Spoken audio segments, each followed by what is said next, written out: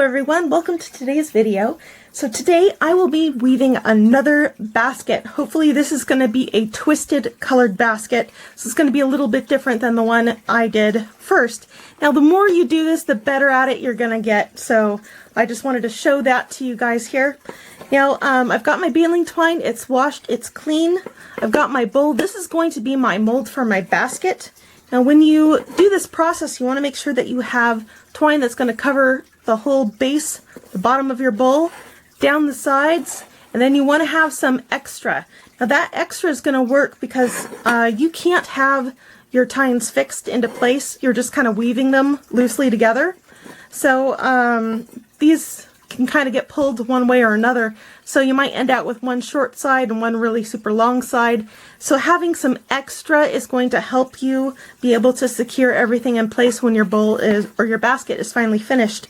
Also, that extra ends you're going to use to weave an edge on your basket. So you want to make sure that you have a little bit more to work with at your very ends. So I'm going to go ahead and just put my glove on. I'm going to set my bowl aside here. Gonna light my candle on fire. Come on, baby, light my fire. Right? That old song. Alright, so I'm gonna go ahead and just very carefully pull those ends together. I'm going to hold that over the flames. Gonna melt those together, kind of pinch them down. This is why I like wearing a glove for this process, because it can definitely burn your hands, and because I'm doing one right after the other, I tend to try and work it a little bit quickly. Now when I'm doing my weaving, I'm going to be adding in some extra support strands just like this one that I'm making now. And I'll show you how you can add those in. Okay, so now I need to finish up preparing my weaving strands. Now this one is a little bit, well, not just a little bit, it's way frayed at the ends. So I am going to go ahead and cut that off. And I have a bird, a little parakeet that I rescued, and she is just having the time of her life right now, just chirping away. So if you hear her singing along while I'm weaving the basket, that's what's going on. That and my little fountain. I love the sound of water and birds chirping. It makes me so very happy. Alright, now I'm going to go ahead and remove my glove because I don't really need it at this point. I've got my weaving strands. I'm going to set my candle off to the side there for a moment. Now I've got my two sections, so I'm going to have to make a cross section of weaving. So I've got my two pieces, and I'm going to make kind of like a plus sign there. Kind of stick them together, try and find the middle if I can. And see, having the knots there at the end, that's just something I did because it helps me keep track of the two strands a little bit better instead of trying to keep track of 8 individual strands. So it's just something I did. Maybe that can help you. And again, the more you do this kind of a thing, the better at it you get, and you just kind of learn some things along the way. So I'm just going to go ahead and take my blue strand. Now I like using a different color than my support strands because then I can see which one I'm working with, and then I don't accidentally take my support strands and actually weave them into the basket. So you don't want to do that. So I like starting with a different color and work from there. So I'm going to go ahead, fold my long blue string in half, and then I'm going to twist. Now that twisting is going to help lock those strands together. I'm going to twist my section there, take my blue strands, make sure they're pulled tight, and just kind of twist. So that's going to lock them into position. Then I'm going to pull them through the next section. Come over. So I've got kind of an under-over weave there. I'm going to twist. This end comes over. This side comes under. Take my blue strands and twist. And this is so much trickier when you get it started. So I know maybe that was a little bit hard to see, but hopefully that makes sense. Now I'm going to keep going until I get 3 strands, because now I've completed my little box right there. And that's going to help lock all 8 of these single strands into place. I can see this side's a little bit long, this side's a little bit shorter, so I can straighten that out. This side looks about even. And again, it's another reason why having those knots there kind of help. Because again, you can't lock the center into place, you just kind of have to weave around it. So making sure that you have a way to keep things centered, or something that's going to add a little bit more extra to your ends, is going to really help you when you get to your finished part of your bowl. I want to make sure all those pieces are nice and snug, they're tight. And then I can go ahead and start separating things out. So that is the start of my basket. I'm going to go ahead and pull these ends out, because now I need to start making sections of 2. So I've got 4 here, so now I'll need to pull the sections apart and make sections of 2. So I'm keeping this still nice and tight. I'm going to find my section of 2 and come in the middle of my section of 4. So I've got that, take my section of 2 strands there, and twist. My bird is playing again. And this is why having things melted together is going to really help, because sometimes you can get snags just like that one right there. I'm going to take my section of 2, pull that and twist it. My section of 2, pull it and twist. I know this looks a little bit messy, but I'm trying. Hopefully you saw that. So I've got my section of 2, section 2, section of 2, section of 2. Now when I come around to this side, I want to make sure that I grab the same section of 2 that I have here on the opposite side. So it looks like these 2 are the same ones that match with this side here. So I'm going to go ahead and pull to be sure. Nope, it's not the same 2. Alright. So I'm going to go ahead and pull those 2 again and see which one they are. And it looks like this one and that one. So I'm going to try and make sure that these 2 get pulled together. And they do. So that's the section of 2 I need. So you want to make sure that you don't have anything overlapping or getting twisted in the middle, because being able to pull these sections every once in a while is going to go ahead and straighten out your strands. And I'll show you how to do that in a little bit here, once I get further along in the basket. So then this section of 2 matches this section of 2. You can see how those move. Now I'm coming to my last section of 4 here. I'm going to go ahead and pull on the opposite section of 2, and I can see that these are that one. I'm going to go ahead and pull it to verify. Yep, so that's all right. I'm going to take those 2, pull my blue and twist, pull my blue and twist again. Okay, I forgot to mention something when I was doing my first strand of blue, how I just kind of folded it in half and started with.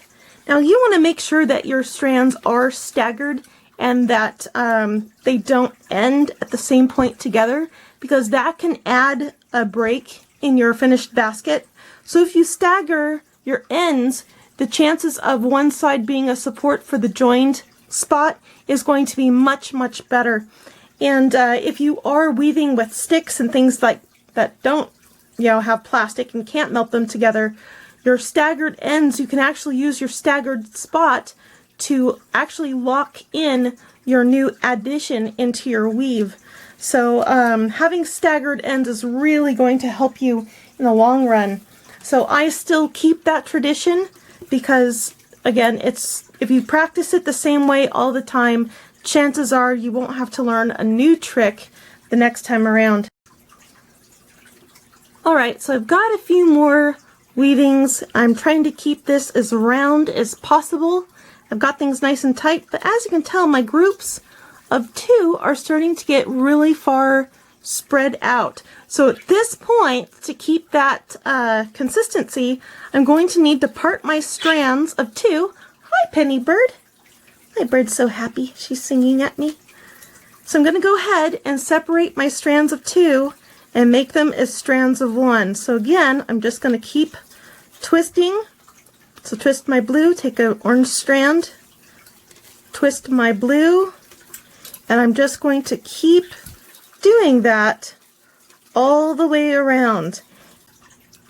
Okay, so now I'm far enough along, you can see what I was talking about, how the further out you go, the farther out the strands go, especially if you're trying to keep them straight. So at this point, I'm going to start adding in some extra strings whenever I see a large gap, especially like this one here, that one there. And I'm going to start adding strands in to fill in those gaps. It looks like there's possibly one trying to start here, but I'm just going to go ahead and pull open some of those strands. I've got a crochet hook here because that kind of helps, especially since I'm trying to keep everything really, really tight. So that crochet hook can kind of assist to be able to pull those extra strands open. I'm going to go ahead and lengthen that out, measure it out. I like where that's at. Then I'm going to go ahead and just tie a knot. Now you can't really do this with other materials, but I like using baling twine because it's super flexible and you can melt stuff together, which is kind of cool.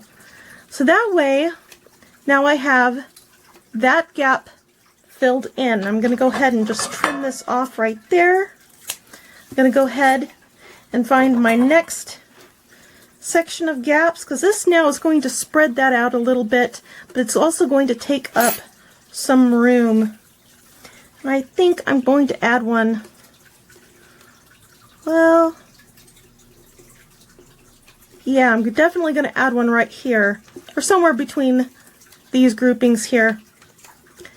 Now, when you go ahead and get started, you can add as many strands as you want to. Just you want to make sure that everything stays consistent.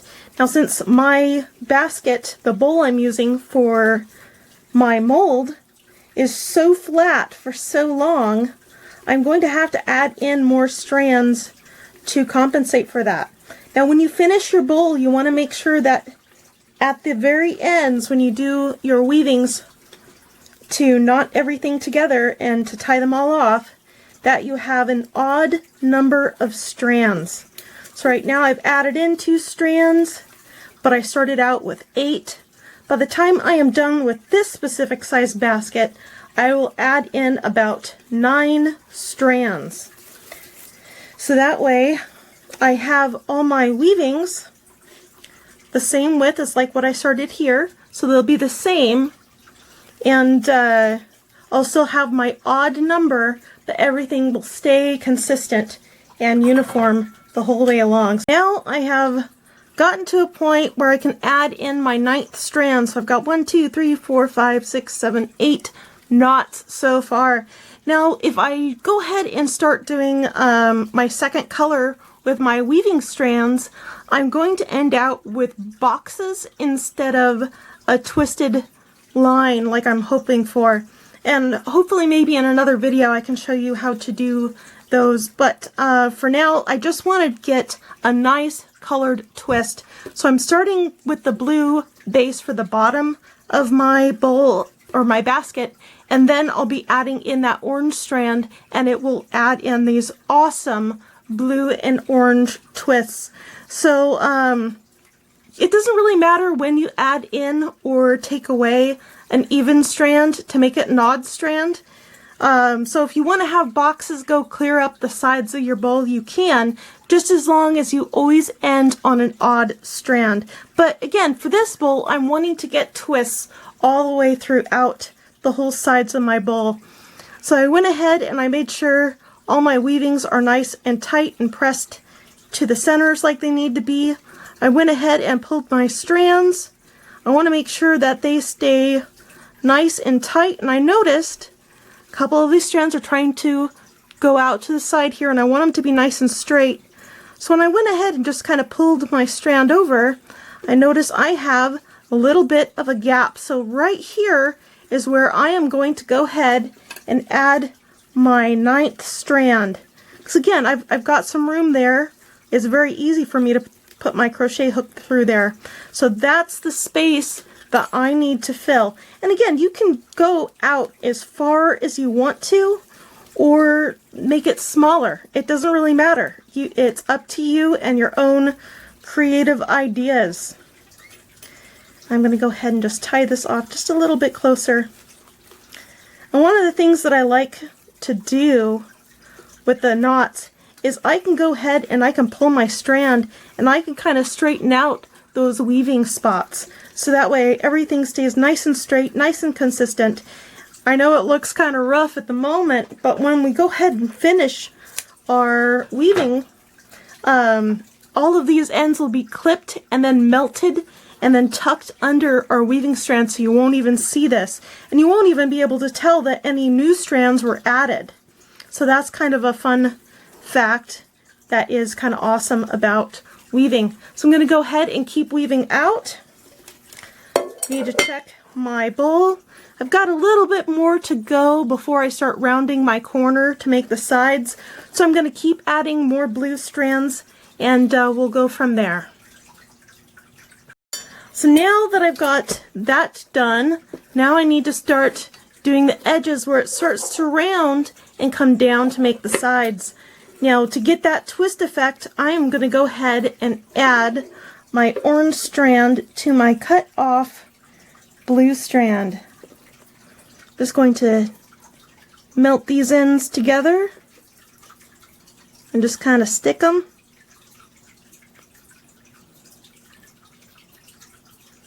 There we go. That's going to form a really nice seal there, a really good joint.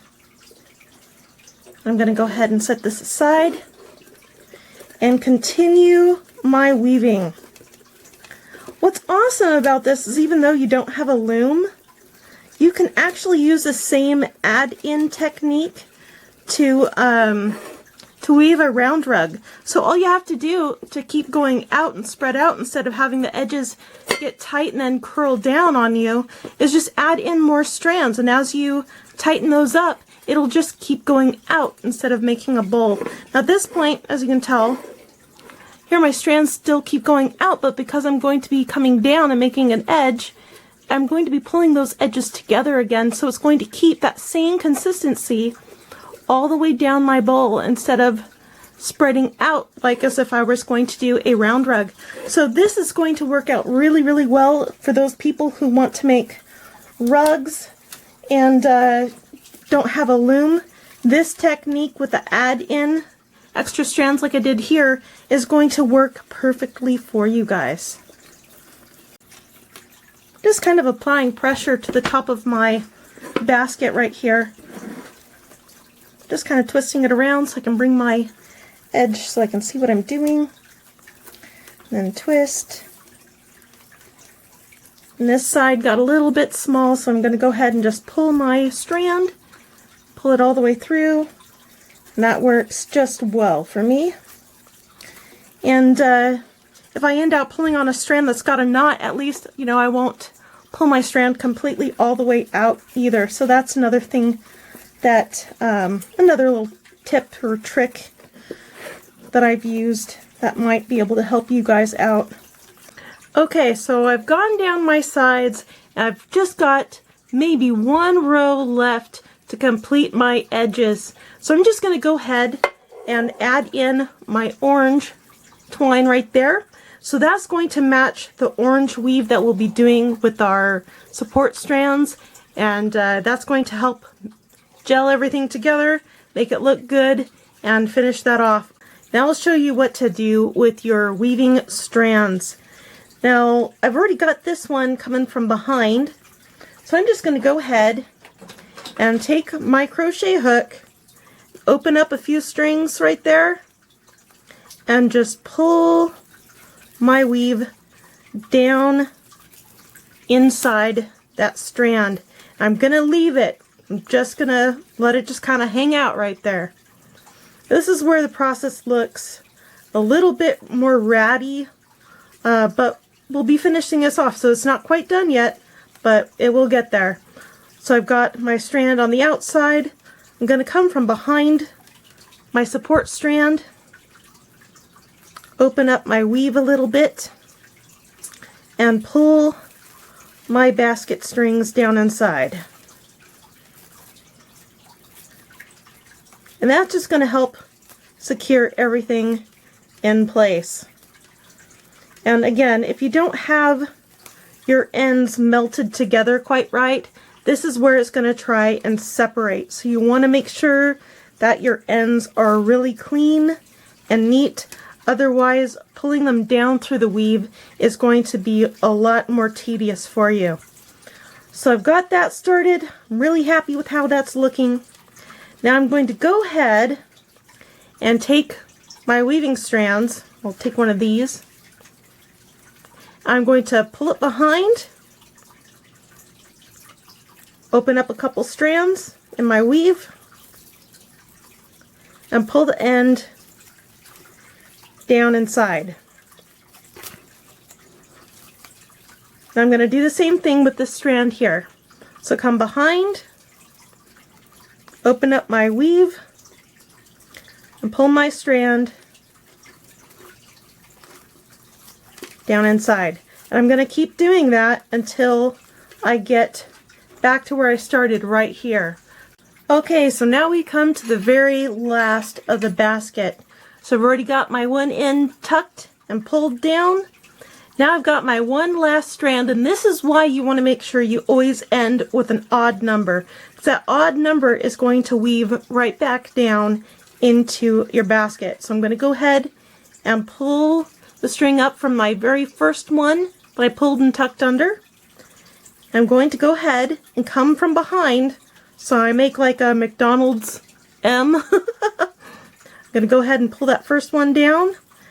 I'm going to go ahead, come up through the weave, and pull my final strand down inside of it.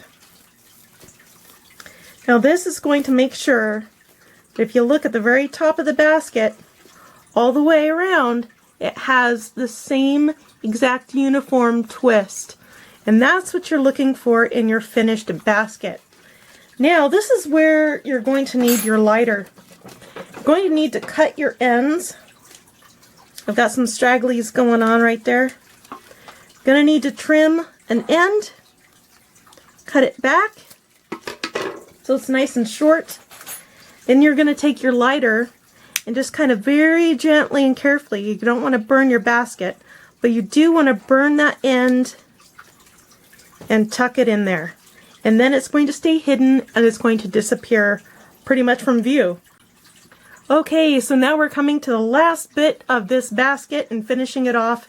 Now because this is plastic, it likes to get a little bit of some wild hairs in there. Now I like to take my lighter and just burn some of those ends off. It just kind of gives it a nice finish. It tightens up the basket, because again this is plastic, it's baling twine. So this works really well for adding that nice, clean, polished look to the finished basket. So if you like this video, you can come back for more tips and tricks later on, and may you all have a wonderful, happy, and a safe new year. So if you like this video, make sure to follow along and get more ideas for the future. Bye now.